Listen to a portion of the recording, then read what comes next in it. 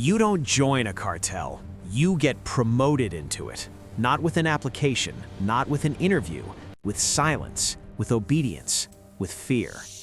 On Capital Misfires, we break down how criminal empires actually function. Not the Netflix fantasy, not the Hollywood nonsense, but the cold, step-by-step ladder that turns a 15-year-old kid into a multi-million-dollar operator. And here's the crazy part. Most of it starts with a plastic chair and a Coke. Yeah, that's it. Stay with me, because by the end of this video, you'll understand how a billion-dollar system recruits, promotes, replaces, and eventually destroys its own leaders. Let's start at the bottom. Level 1, the lookout. You're 15, sitting outside a corner store in Culiacan, plastic chair, cheap soda, phone in your hand. Your job? Watch the road. Military trucks? You text a bird emoji. Black SUVs with tinted windows? You text a snake. Rival crew. You make $100 a week, cash, no paperwork, no resume. The other guys barely talk to you, you're furniture, but you're learning. You notice something fast. Local police drive by twice a day. They wave, nobody panics. They're paid. The real threat, the Marines, they don't wave. One afternoon, a convoy rolls through. Your brain locks up. You freeze. You forget to send the warning. 30 seconds later, your phone explodes. Where were you? You asleep? A man walks up beside you. Calm. No yelling. Next time, he says quietly, we bury you in the desert. Message received. You don't forget again. Level 2, the transporter. You're 18 now. A guy approaches you at a gas station. You drive? Yeah, of course. Good. Tomorrow, 6 a.m., South Warehouse. You show up, white semi-truck, trailer full of watermelons. Looks normal. It's not. Welded beneath the floor, 500 kilograms of meth. Route, Sinaloa to Tijuana. 8 hours. If you get stopped, 20 years in prison. If you make it, $3,000. Every pair of headlights behind you feels like the end. But you make it. Warehouse drop, envelope handed over. You've never held that kind of cash before. You do it again next week. Then again. You're making more in 1 month than your father made in a year before he was killed for refusing to sell his land. After a while, the fear fades. That's when mistakes happen. Your cousin gets caught at a checkpoint. 15 years. No lawyer, no support. They just hire a new driver. Remember that. In this system, nobody is irreplaceable. And we're just getting started. Now you're not just moving product, you're enforcing the system. And this is where the line disappears. Level 3, the collector. You've been driving 2 years. No arrests, no crashes, no drama. That makes you valuable. So they hand you a pistol and a list of addresses. You're a collector now. Every business in the plaza pays a monthly tax. Not optional, not negotiable. Taco stand, $500. Pharmacy, $2,000. Nightclub, $10,000. You go door to door collecting envelopes. Most people pay without a word. They understand the rules. But there's always one guy. A restaurant owner tells you he can't pay this month, says business is slow. You nod, act understanding. You come back that night with 2 guys. Windows smashed, tables destroyed, owner beaten unconscious in his own kitchen. Next month, he pays double. You're pulling in $1,500 a week now. Used BMW in the driveway, new house for your mom. She doesn't ask questions, she just hugs you and cries. Yeah, that part hits different. But here's what nobody tells you. Once you start collecting, you're exposed. Every pickup is a risk. Rival crews want your territory. The government wants headlines. You're no longer invisible. Level 4, the cell leader. You're 25. Now you run a crew.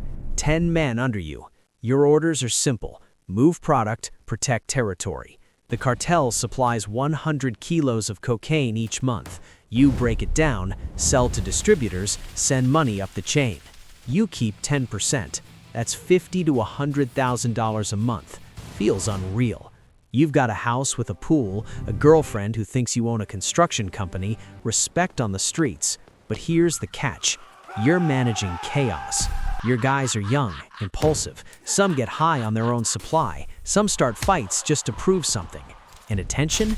Attention gets people killed. A rival crew takes out one of your lookouts. You don't wait for permission. 6 of your men walk into a bar with rifles. 12 people die. 5 weren't even involved.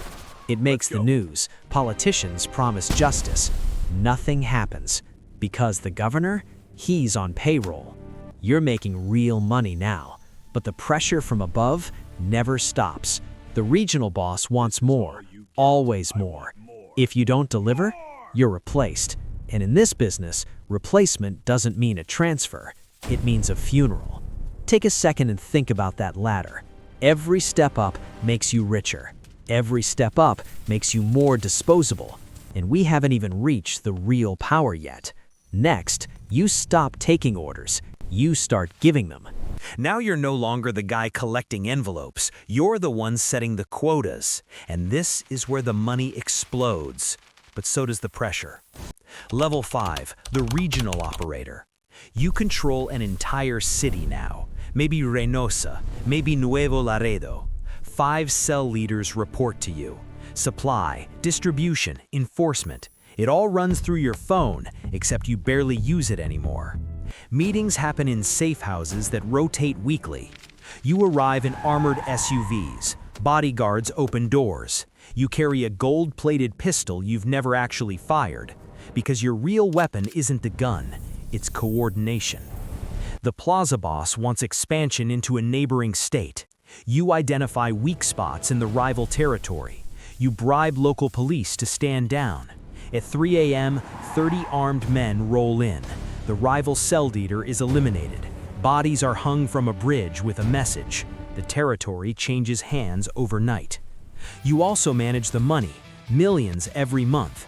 You can't just walk into a bank like it's Chase on a Tuesday afternoon, so you clean it.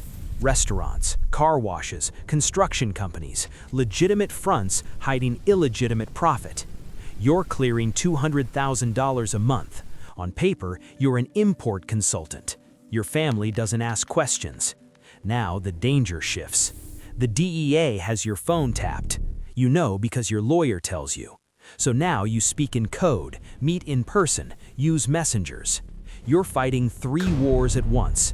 The government wants you arrested. Rivals want your territory. Your own ambitious lieutenants want your seat. You sleep 4 hours a night. You trust no one fully, not even your brother. Level 6, the Plaza Boss. Now you run the state. 500 men operate under you. Every shipment, every bribe, every execution gets approved at your level. You generate $20 million a month for the cartel. Personally, around $1 million monthly. But money stops meaning anything. You live in a mountain compound, 20-foot walls, armed guards, attack dogs. You don't give interviews, you don't pose for photos. You're a ghost. Your job isn't violence anymore, it's politics.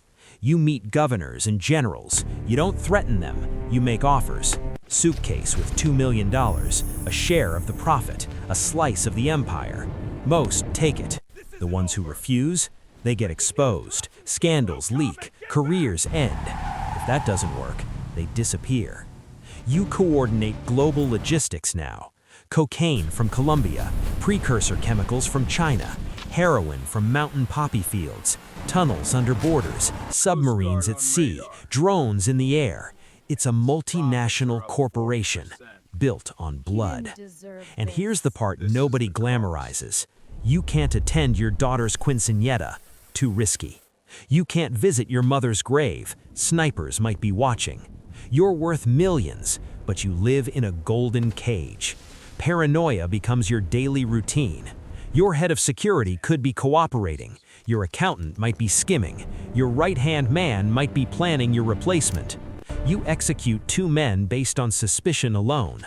Better safe than sorry. That's the logic now. And at the very top, there's no more promotion, only exposure. Maybe you inherited the throne. Maybe you killed your way to it. Either way, you're the boss now.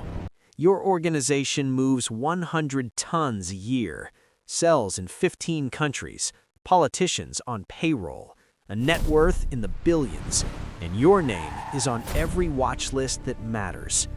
The US posts a bounty, special forces start hunting, you rotate safe houses every few days, encrypted messages vanish after they're read. You've had surgery so often even your own kids barely recognize you.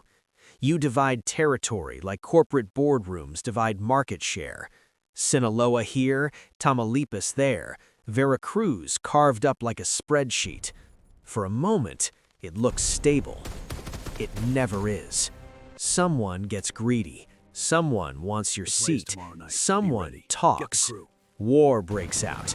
Towns become battlefields. And eventually, they get you. Maybe it's a raid. Maybe it's betrayal. Maybe it's a mistake. But now you're in ADX Florence. Concrete walls, steel door, 23 hours a day alone. No bribes, no convoys, no empire. Just silence. You had billions, now you have time. And outside those walls, nothing stopped.